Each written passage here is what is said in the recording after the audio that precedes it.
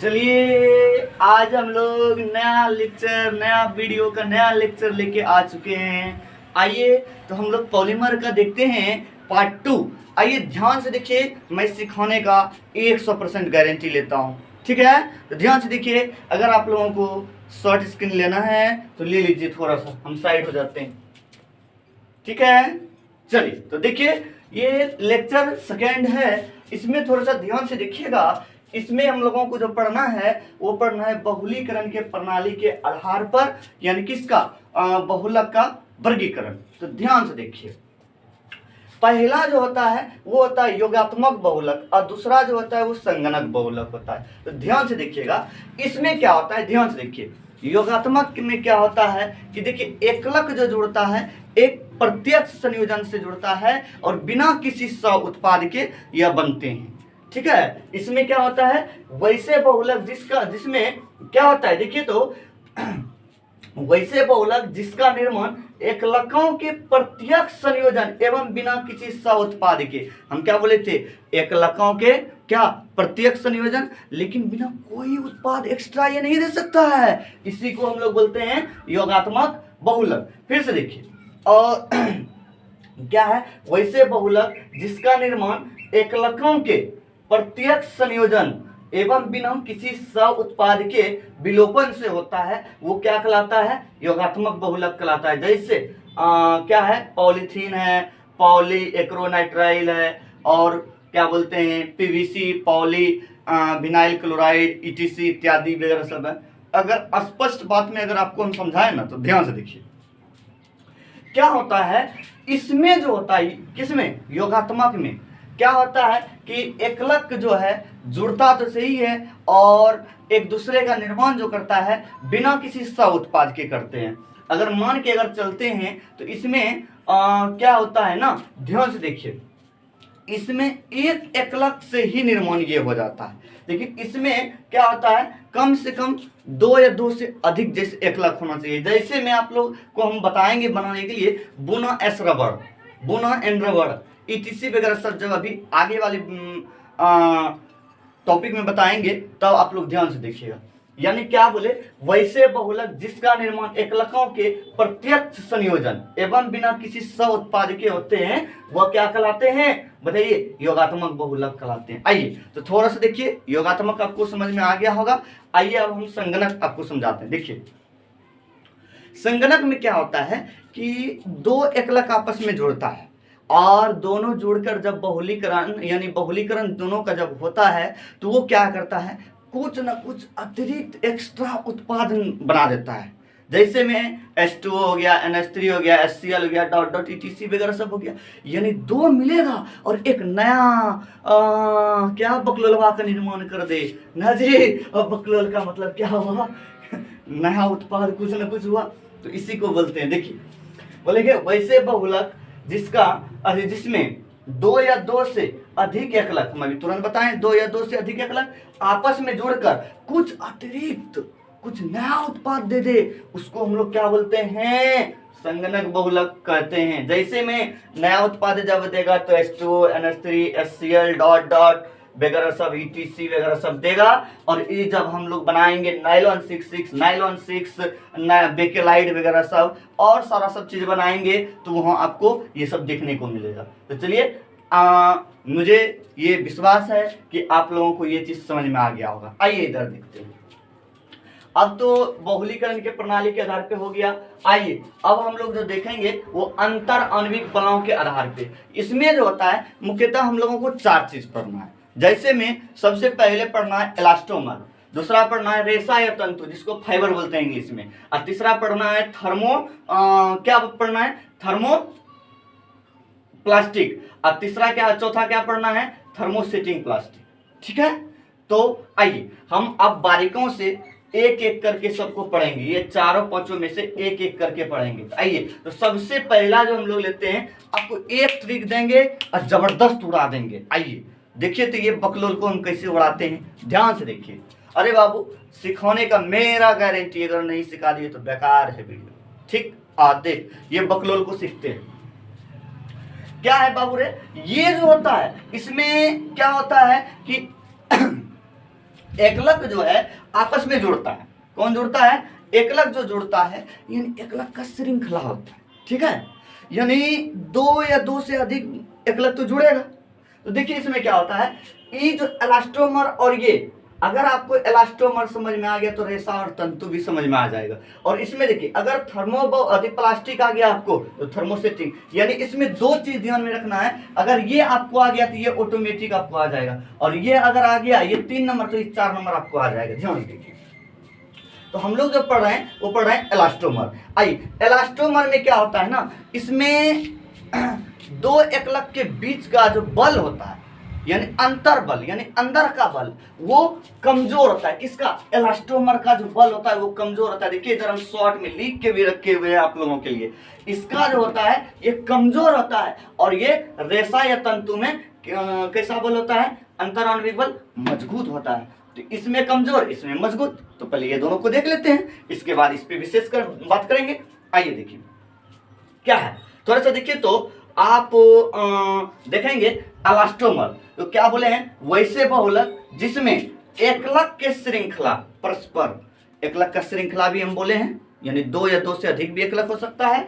एकलक का श्रृंखला परस्पर कमजोर, देखिए तो हम यहाँ लिख के रखे हैं, कमजोर अंतर आणविक बलों द्वारा जुड़े होते हैं, वो क्या कहलाता है? बताइए, इलास्टोमर कहलाता है। क्या कहलाता है बाबू? इलास्टोमर कहलाता है। आइए ध्यान से देखिए थोड़ा सा, ये तो आपको समझ में आ गया होगा। जैसे नियोप्रीन हो गया, बोनो एस रबड़ हो गया, बोनो एन रबड़ हो गया, ये सब इत्यादि एग्जाम्पल, ये सभी हम आपको बनाने के लिए बताएंगे। ध्यान से आइए, ध्यान से देखिएगा। तो क्या आपको इतना समझ में आया? तो चलिए अब जो है हम उधर साफ करके फिर हम ये रेशा या तंतु पे चलते हैं, ठीक है। तो ध्यान से देखिए, इतना आप शॉर्ट स्क्रीन आराम से लीजिए। आइए फिर हम तुरंत देखते हैं आगे। Thank you. चलिए हम लोग देख लिए थे, क्या देख लिए थे? इलास्टोमर देख लिए थे। अभी तुरंत हम लोग 4 पढ़े थे, जिसमें सबसे पहला इलास्टोमर देख लिए थे। आइए हम क्या बोले थे, अगर आपको इलास्टोमर समझ में आ जाएगा तो आपको रेशा और तंतु समझ में आ जाएगा ना जी। तो देखिए ध्यान से, थोड़ा सा ध्यान से देखिएगा। अरे बाबू, बकलोल की तरफ क्यों करेंगे, एक सही से हम लोग सीखेंगे।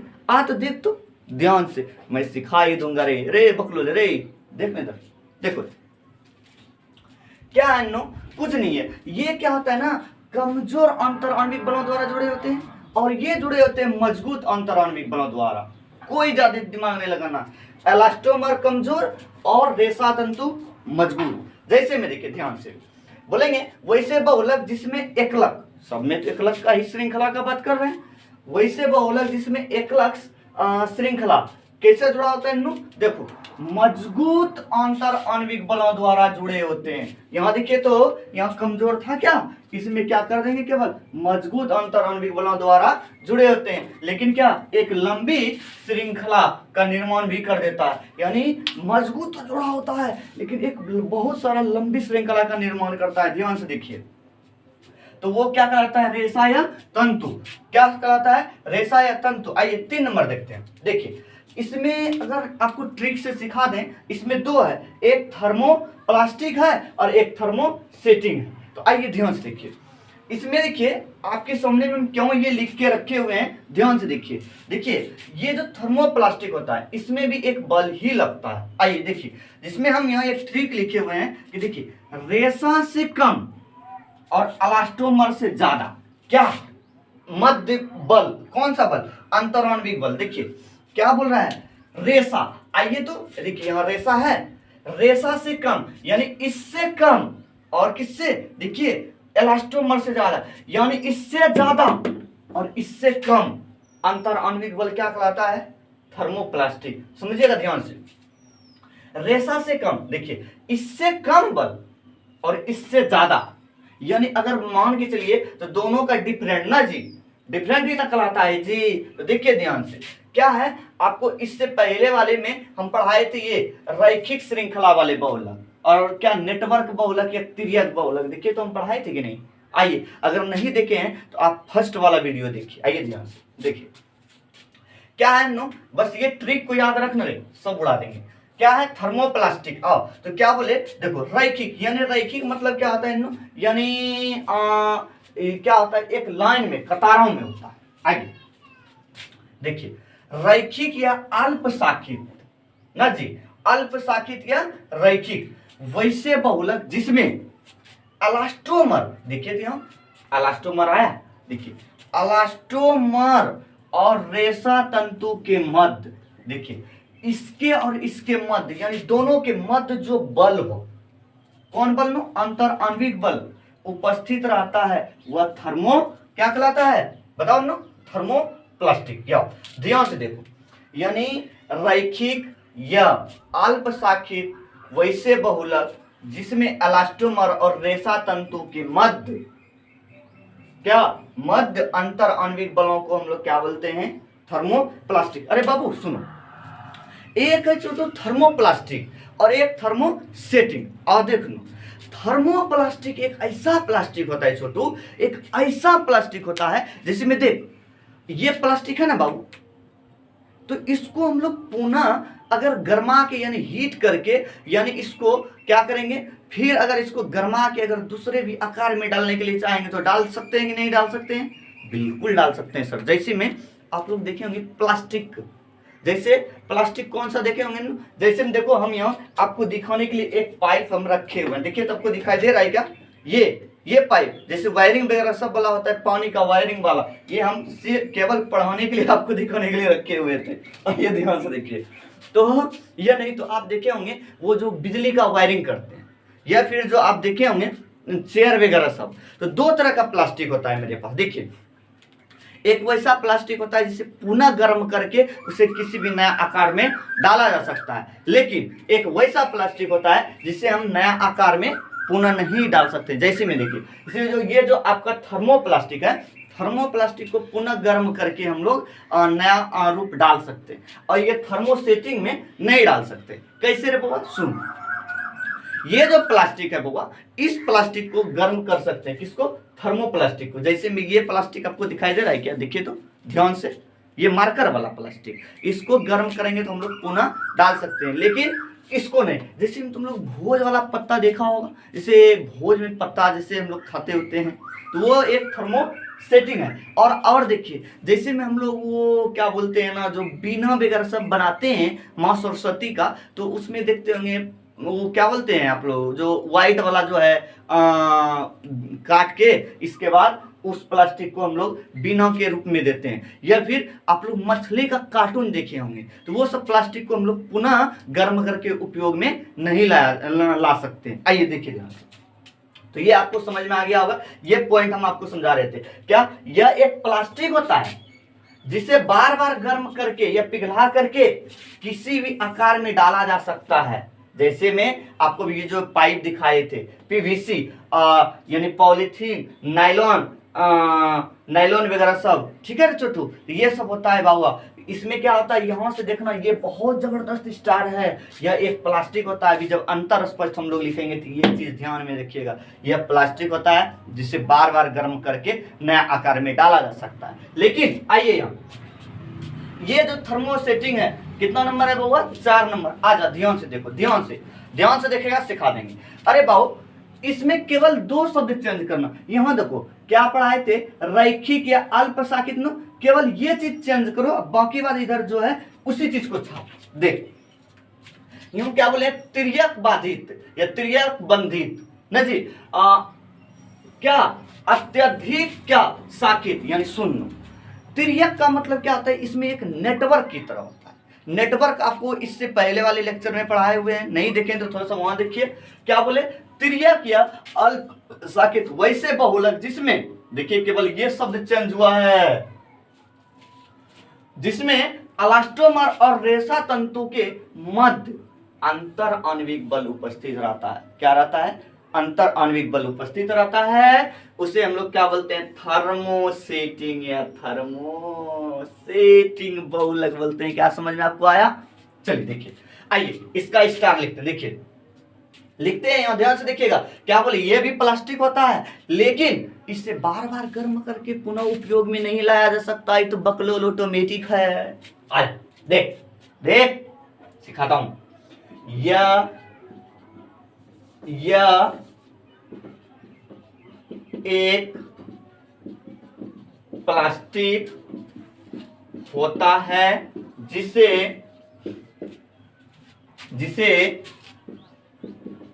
बार बार गर्म कर नया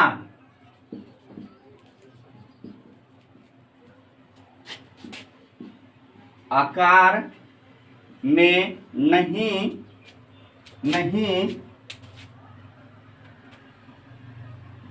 डाला जा सकता है।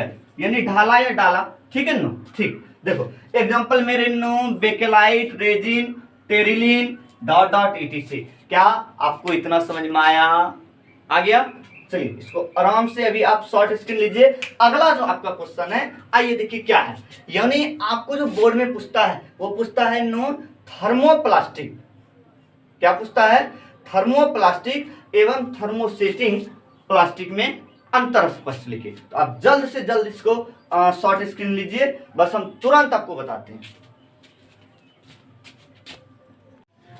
चलिए अभी हम देखते हैं, थोड़ा सा देखिए। अभी तुरंत आपको बोले थे एक बहुत ही मोस्ट क्वेश्चन भी आई है, इसी को हम पढ़ते हैं। आइए तो देखिए, तो ये बोर्ड में पूछा ही जाता है, इससे अगर कुछ नहीं पूछे लेकिन ऑब्जेक्टिव और ये अंतर स्पष्ट खास करके पूछा जाता है। आइए ध्यान से एकदम बहुत ही अच्छा तरीका से समझाते हैं इस ग्रहों को। आइए देखिए क्या है, थर्मोप्लास्टिक बहुलक तथा थर्मोसेटिंग प्लास्टिक बहुलक, सॉरी थर्मोसेटिंग बहुलक में अंतर स्पष्ट कीजिए ना जी। यानी आइए ध्यान से देखिए, तो एक तरफ हम क्या लिखे हैं, देखिए थर्मोप्लास्टिक लिखे हैं और दूसरी तरफ लिखे हैं थर्मोसेटिंग। आइए ध्यान से देखिए, आप लोग तो बच्चे में पढ़े होंगे अंतर स्पष्ट लिखने का तरीका, हम तो डायरेक्ट लिख दिए, लिखते हैं ना। जैसे ये थर्मोप्लास्टिक बहुलक एवं थर्मोसेटिंग बहुलक में निम्नलिखित अंतर है, वो सब आप लोग लिख लीजिएगा। आइए ध्यान से देखिए, तो हम लोग क्या करेंगे कि थर्मोप्लास्टिक के बारे में पढ़ रहे हैं। आइए ये कैसा प्लास्टिक होता है, थोड़ा सा ध्यान से सीखिएगा।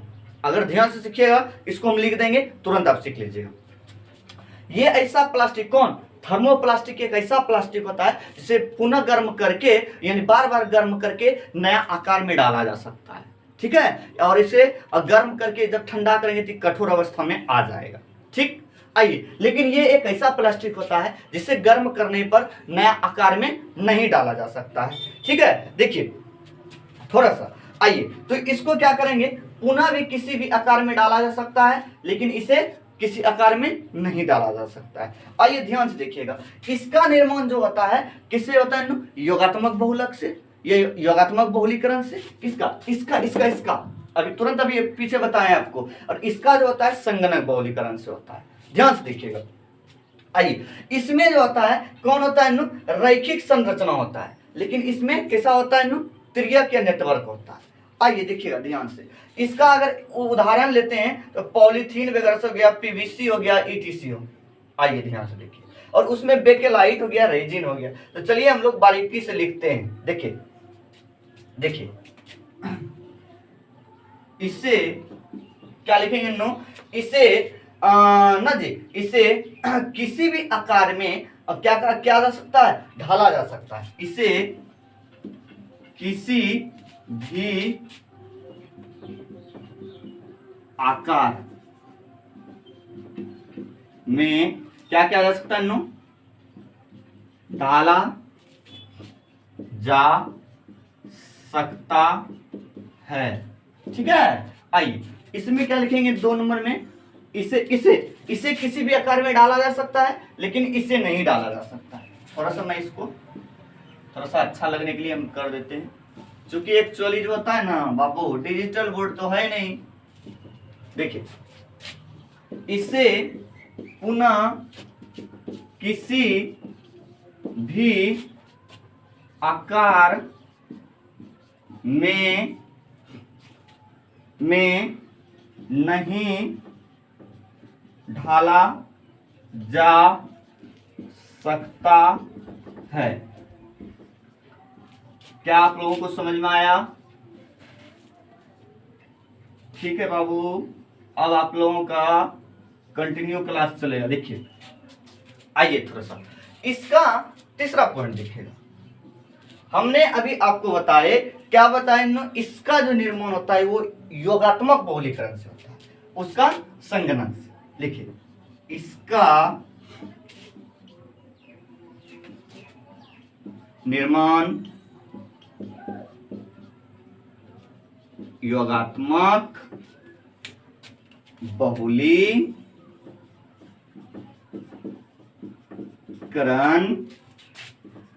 से होता। एकदम इजी समझिए ना जी, कोई भारी नहीं समझना है। इसका निर्माण कैसा होता है? नो योगात्मक बहुलीकरण से। तो इसका कैसा होगा? संगणक से होगा। आइए, इसका निर्माण संगणन बहुलीकरण से होता है। आइए और लिख दो। चलो लिखता हूं। देखिए, इनमें समान रैखिक श्रृंखला होता है। इसमें समान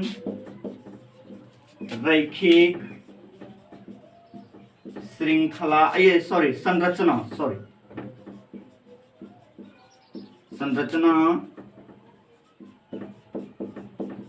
होता है। क्या होता है? नो समान संरचना होता है, लेकिन इसमें कैसा होता है? नो बताओ। आगे इस पॉइंट को लिख सकते हैं आप लोग। 4 नंबर, इसका निर्माण, अच्छा संरचना वाला लिख रहे थे ना जी। इसमें त्रिविमीय, कैसा? नो त्रिविमीय या तिर्यक बंधित संरचना होता है। चलो बाबू और लिख देता हूं मैं 5 नंबर। इसमें जो उदाहरण होता है नो, वो होता है, क्या होता है? नो पॉलीथीन होता है, पीवीसी होता है, आपका क्या बोलते हैं, नाइलॉन होता है, टेफलॉन होता है। चलो लिखते हैं, एग्जाम्पल लिख रहे हैं जो पहले हम लिखे हुए थे। तो लिखते हैं पॉलीथीन, पीवीसी, 5वां है, आगे लिखिए आप लोग टेफलॉन .etc कितना लिखिएगा जी? आइए, इसमें कितना हो जाएगा? 5 नंबर। 5 नंबर में लिखना है